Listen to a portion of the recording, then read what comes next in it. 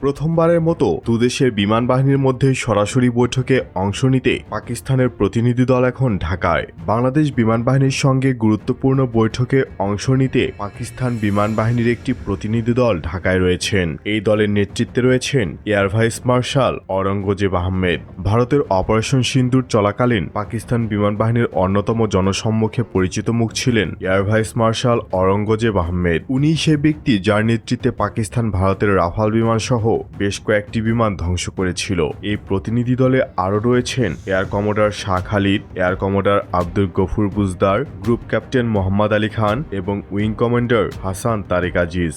এই সফরের অংশ হিসেবে বাংলাদেশ ও পাকিস্তান বিমান বাহিনীর মধ্যে প্রথমবারের মতো এয়ার স্টাফ টক অনুষ্ঠিত হচ্ছে, যা দুই দেশের সামরিক সহযোগিতার ক্ষেত্রে একটি গুরুত্বপূর্ণ অগ্রগতি হিসেবে দেখা হচ্ছে। আলোচনায় পারস্পরিক অভিজ্ঞতা বিনিময়, প্রশিক্ষণ সহযোগিতা এবং সামরিক সম্পর্ক উন্নয়নের বিষয়গুলো গুরুত্ব পাচ্ছে। প্রথমত, পাকিস্তান এবং বাংলাদেশের মধ্যে যে বিমান বাহিনী বিষয়ক কিছু এগ্রিমেন্ট হচ্ছে, এগুলো পাইলট ট্রেনিং থেকে শুরু করে মেইনটেন্যান্স, ট্যাকটিক্স সহ আরো অনেক কিছু কভার করে। এর অর্থ একটাই, বাংলাদেশ বিমান বাহিনী তাদের ডকট্রিন চেঞ্জ করছে।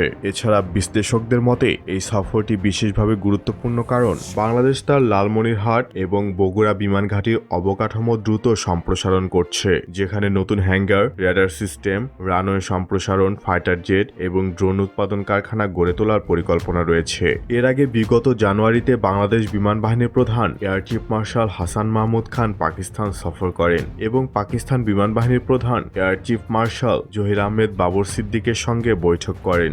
বৈঠকে F-17 থান্ডার যুদ্ধবিমান কেনা, প্রশিক্ষণ, রেডার সিস্টেম, ড্রোন এবং এয়ার ডিফেন্স সহযোগিতা নিয়ে আলোচনা হয়। বর্তমান বাংলাদেশ পাকিস্তান সম্পর্ক এই পুরো পরিস্থিতিকে দক্ষিণ এশিয়ার সামরিক নতুন গতিপথের সূচনা হিসেবে দেখা হচ্ছে, যেখানে পাকিস্তান বিমান বাহিনীর সদস্যদের সাথে দীর্ঘমেয়াদী সামরিক সহায়তা এবং পারস্পরিক ইন্টেলিজেন্স সহায়তা বাড়ানোর পাশাপাশি সমঝোতা স্মারক সই এবং সামরিক মহড়া হওয়ার সমূহ সম্ভাবনা বাড়ছে।